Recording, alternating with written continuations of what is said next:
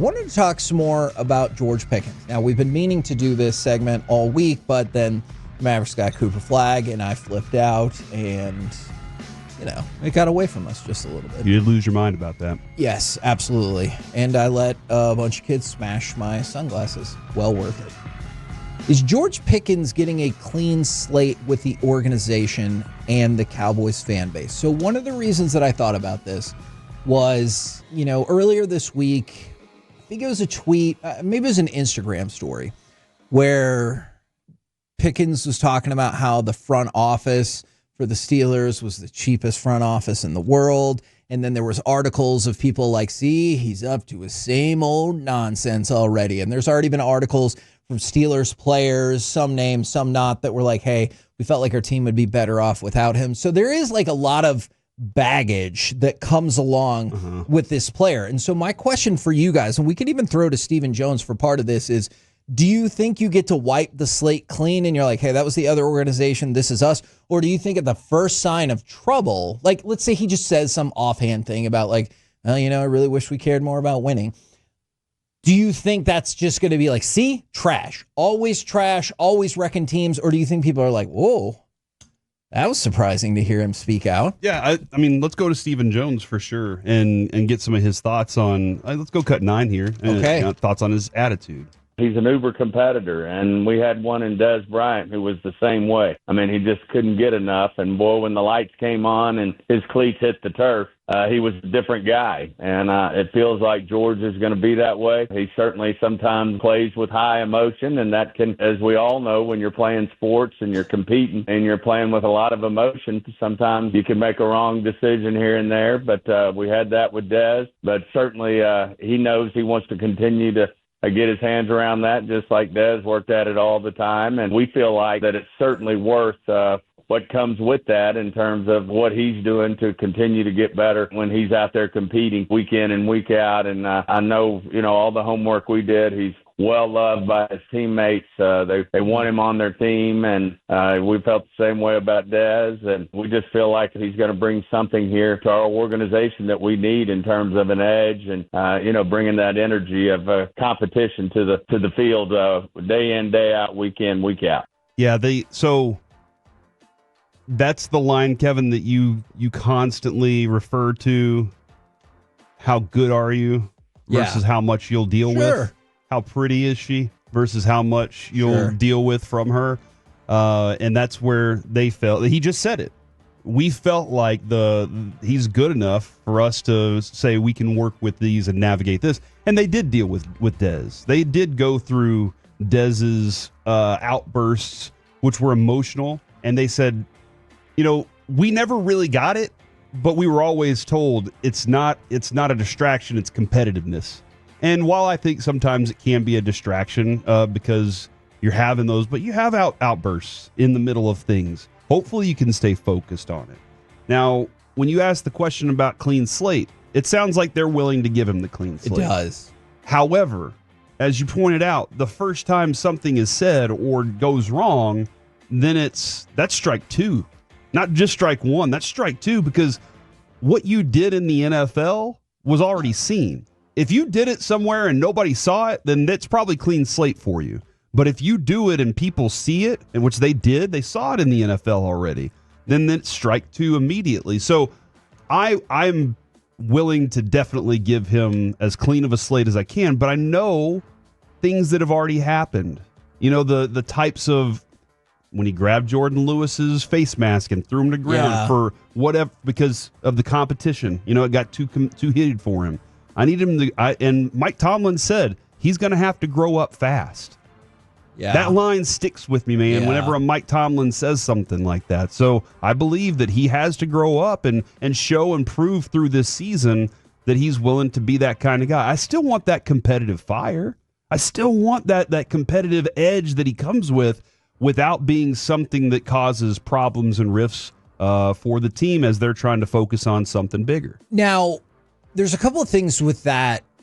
For Des Bryant, I feel like a lot of the fan base really loved him, but there was definitely... Because he was a beast. Yeah, but there was definitely a group that would just microscopically analyze every single thing, and so it kind of feels like maybe we're in the same direction with George Pickens. As to what Steven said, and I think I made an audible, when he said that, was his teammates like him. That has kind of proven to not be overwhelmingly the case coming out of Pittsburgh. Yeah, I haven't heard. Because so you have? Yes, there are multiple people from the Steelers locker room. Now, again, this is going to be a thing where the players are not identified. And I know some people, that really bothers them about unnamed sources. And they're like, hey, put your name with it if you really mean it.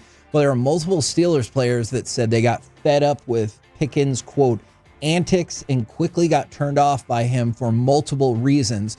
And some felt it would be counterproductive to keep him around, even with his talent, because he could make the locker room toxic. And so this is from people that were in the Steelers locker room. And so I'm not saying there are not plenty of examples of teammates that you could find for George Pickens. They're like, oh yeah, he's the best. Love that guy. But here's an example right here of people who are on the team he was just on. And we're like, no, we needed to move on with him. And word is from the organization, not that many people were broken up when he got traded. I know the media, I heard plenty of people from the Pittsburgh media that were like, he treated us as if we were not even humans. You know, like that's yikes. So I know that the opinions out of the media in Pittsburgh are going to come out in that manner. And that's, I mean, clean slate's another thing too. Doesn't it seem weird that like Dak will go into a season and he's like, why are y'all mad? Last year was last year. Yeah. No, dude, this is not each year does not present a clean slate. Yeah. Your 8 for the fans. Yeah, your 8-year history is built with us. You're actually, unfortunately, hearing the 30-year history of failure that we've had. And that's unfortunate for you. I agree. But don't be mad at us because you're failing. And we're not going to give you a clean slate whenever last year the playoffs, you expected this team to be so good and then you collapsed in the playoffs and then you start the season rough.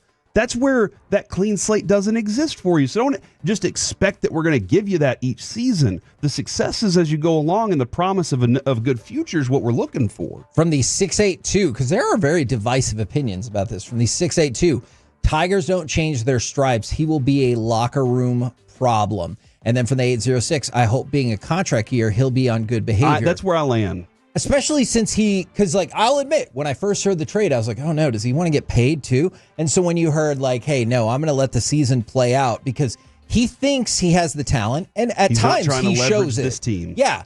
At times he shows he has the talent to absolutely be a number one wide receiver. Now, not on a consistent basis, but I think he's like, I think I can show that. I think I can show that I'm not a problem and then I can get paid accordingly. So that is an intriguing philosophy about while he'll be on his best behavior.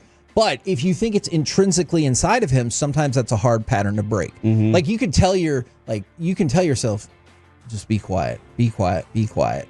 It doesn't always work. It comes out on that play. Yes. I will say the Mavericks with Dirk, didn't they always seem to be like, it doesn't matter who the character is, they all kind of fall into the fold whenever they get here with Dirk for whatever reason. It does not feel like that is the case here. And that felt like the Mavericks at the time, Donnie Nelson, he knew I can go get a troubled player and put him in this room and he's going to be just fine because we do have the infrastructure. And for whatever reason, Dirk has the leadership in that locker room and they all respect him. And so that was a positive thing.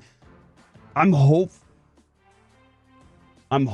that as players get brought in, they have that same respect for the leadership in the Cowboys locker room. Yeah. But when winning is a key factor to that, and when you're not winning, so that's going to be a big deal. You have to win, and people will continue to be, hey, I'm on this train. I'm happy with it until things go wrong. So I'm hopeful that the leadership that they have in that locker room is able to carry wins and that everybody that could be a potential problem is like, nah, we're good right now. Because especially on the offensive end of things, obviously, it's Dak. Like, I know there's been a discussion for the last several years and now going into this season about, DeMarcus Lawrence and Micah, and now it being the Micah show and everything. But for somebody that it seems like everybody respects, he does all kinds of great things in the community. I would love it if the locker room leadership of Dak is one of the reasons that Pickens got in line and was like, now you can just see my talent and none of the other crap that goes along with it. I like this from the 903.